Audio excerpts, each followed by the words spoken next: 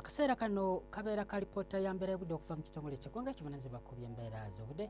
Omumwanjuzi nze Kituusa Muhammad. Enkuba yatonyeeko mu bitundu by'eggwanga ebimu okusinziira ku alipoota zetufunye. Gulu yapimye milimitazi 21 n'obutundu 4 so nga ate Jinja 4 n'obutundu 3 so nga ate Lira 3 n'obutundu 4.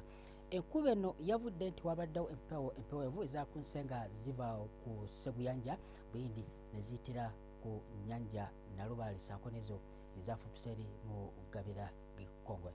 Era bwe tugezaako ne tulaba ateeko mbeera y'obudde era mu biseera by'okumakya atusobola enkuba okutonya okusingira ddala ebitundu ebiri awo bw'ekiba oddira e Masaka saako ne Mubende awamu naawo Gulu Kitugu Musonga ate ebitundu ebigonga bisigadde omusana gujja kwakanga bwe gukubaako.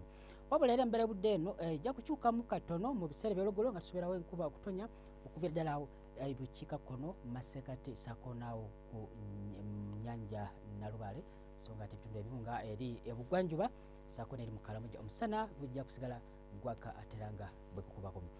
Ebbugumu lijja kubako diguli za 30 eri mu Karamoja so nga ate bukiikakkono 29 okuggyako ebuvanjuba kuba ku 28 so nga ate masekkati awo 27 wabula eri Ekabale kuba ku diguli 25 Kasese okutuuka ku diguli 31.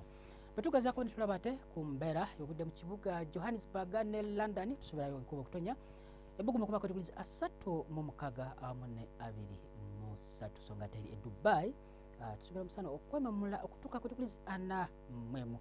E Nairobi embeera y'obudde okubeera ey'ekizimezime toyanza okubeerako naawe